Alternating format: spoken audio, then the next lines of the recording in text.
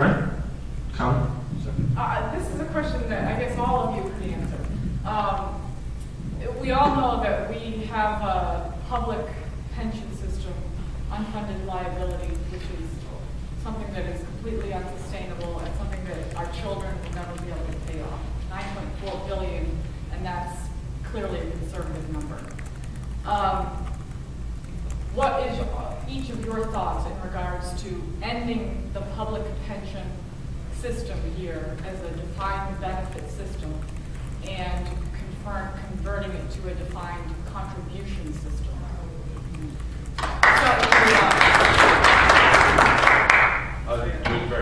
Very quickly, when I am living, aside from my stipend from the assembly, I am living on Social Security and a fixed corporate pension that was set back in 1988, 22 years ago. Hasn't been raised a penny since then. So I don't get it to live off any of these kinds of things. I know that most people in Rhode Island don't get those kinds of benefits. It's just way out of line, and we do have to put an end to the current system. I agree. I think that the federal government, and I was involved with the federal government for 26 years before I came to Rhode Island, in the mid-'80s knew that defined benefit systems didn't have a future, and they moved from the civil service retirement system to the what they call the federal employee retirement system, and that was a good move. They gave incentives, they gave people a choice that were already in the system. You either move to the new system or you stay with the old system. The old system basically was then basically phased out. The new system, every new employee went into that. They offered an incentive to people who were in the old system to move over to the new system. So you started to get some movement and you started to begin a group of people. And I think that we could look at that model as a way of making a transition into a defined contribution system and away from a defined benefit system. Defined benefit systems are not in existence in most of the United States, and their time has come. You know, their time has ended, and we need to move on to something that's a more reasonable type of system. Colleen, you're absolutely right. It's a huge crushing structural debt. As it stands right now, if it's unchanged, this is a legacy that we're going to pass on to our grandchildren, never mind our children. What gets lost in the mix sometimes in the conversation is how we treat our state employees. They deserve a retirement and benefit structure that's comparable to people that are working in the private sector.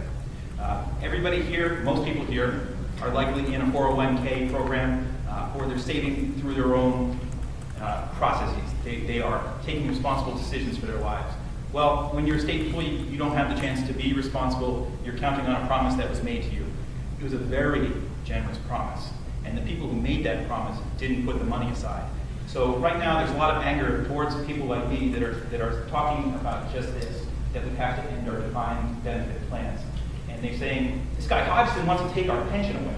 Well, the people who took your pension away are the ones who never paid for it in the first place. That's right.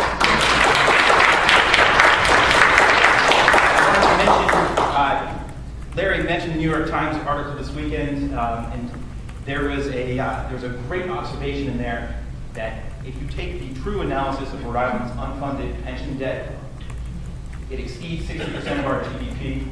Rhode Island could not get into the Eurozone as a country if we tried, because we exceed their debt limits for new members coming into that Eurozone. So to think anybody's going to want to do business with us is crazy. So we need to take responsible steps to spread this pain around. But right now, there's only one group that's feeling the pain, and that's the taxpayers.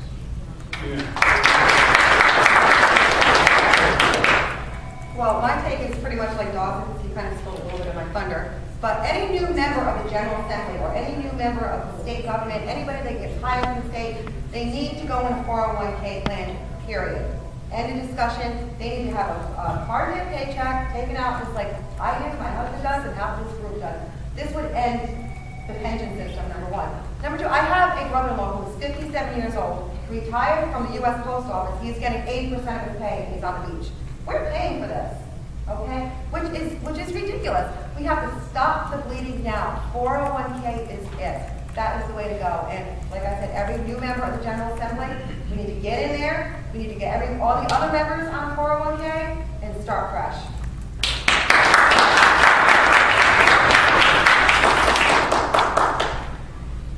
Next question.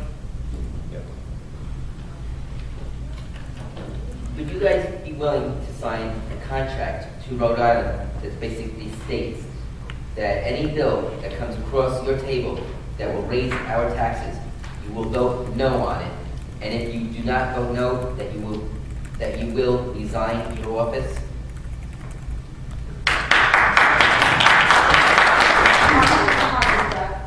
Can I add one caveat to your pledge? I can pledge to you that I'm not going to ever vote to raise taxes, except for one instance. Any state employee who's receiving a Rhode Island state pension, that is going to be treated as income earned in the state of Rhode Island, so that when you move to Florida, living on our tax dollars, you're going to pay income tax.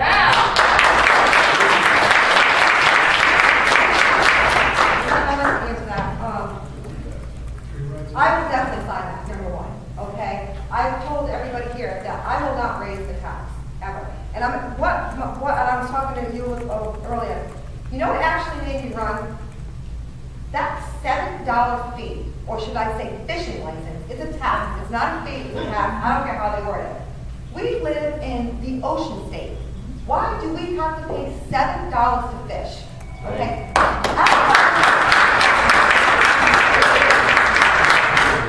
Believe it or not, I mean, I've been getting phone calls, you gotta run, you gotta do this, you know. That was the first thing on the pig. I'm sorry. We don't live in the ocean state for nothing, and that's gotta be turned around. I'm sorry, but. I know this is going to be unpopular, but I would not sign that because we have a tax system in this state that is not equitable. It pushes the burden onto property owners.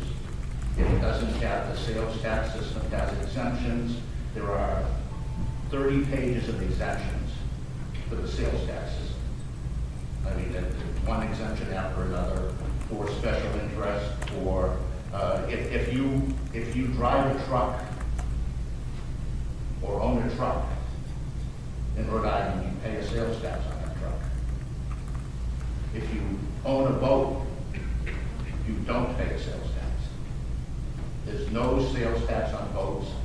You'd have to pay a sales tax on the trailer or the car that you pull that boat with, but you don't pay a sales tax on that boat. If you buy a GPS system in a boat store, you don't pay taxes on that. If you buy it at Best Buy, you pay taxes on it. Right now, we're subsidizing a variety of different individuals and businesses by the sales tax system that we have right now. So if I said that I was going not to, I wouldn't be able to take and reform that system. And I think that that system needs to be reformed now and for the future. Thank you.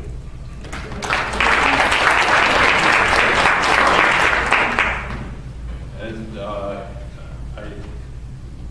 I had to fall somewhere in the middle of this, I guess. And that is just as a matter of policy, I do not sign pledges. The pledge that I make is to represent my constituents to the very best of my ability. And I have to ask them, and I think with the track record now, some 6 years up there, my position on issues is pretty clear, and my constituents understand that. I am against tax increases. I'm against a lot of things, but I just don't, as a matter of policy, as I say, sign any sort of thing, because I have to be free. I have to be free to deal with the situation as they arise.